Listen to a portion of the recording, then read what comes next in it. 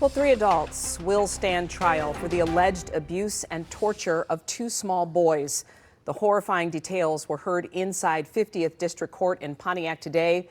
A father, his wife, and older son are accused of torturing and starving the boys, nearly causing one of them to die. 7 investigator Ross Jones was in the courtroom. How would you characterize his symptoms? Were they life-threatening? Yes, he was near death at the time of his presentation. The 9-year-old boy who came to Trinity Hospital in November was clinging to life, doctors testified today. When young Jonathan was brought into the ER by his older brother, he weighed just 33 pounds. So is that an unusual weight, 33 pounds for a 9-year-old boy? Life-threatening, unbelievable. It was quite striking that a person could lose that much weight. Arturo Bazan is accused of starving and abusing his 2 sons, Jonathan and Ethan. Also charged his wife Dulcie Bazan and older son Carlos. The 2 parents waived their right to a preliminary exam today, but son Carlos did not. I'd never seen a child this malnourished. I'd never seen a child who looked as sick and emaciated and as near death as Jonathan. Dr. Allison Ball, a pediatrician at Corwell Hospital in Royal Oak, saw Jonathan within a day of his arrival.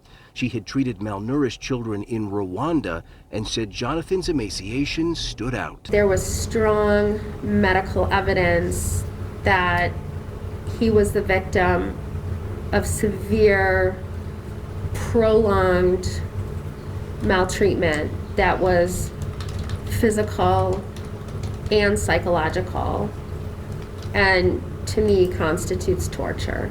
At the hospital, Dr. Ball said she saw marks and lacerations on Jonathan's body.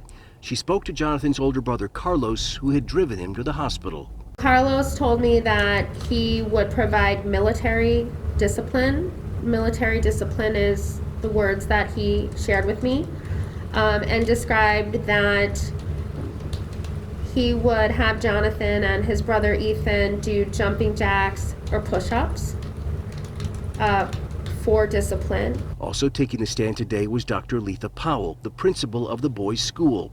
She said both Jonathan and Ethan often seemed hungry, with one sometimes eating directly from the trash at school. At other times, she said the boys showed signs of possible physical abuse. When Jonathan and Ethan didn't show up to school one day, Powell made a home visit herself. And then a young lady came to the door, and I said to her, "Where are my babies?" And she said, was not here. But perhaps the most chilling detail of all in today's testimony was that this case did not come out of nowhere.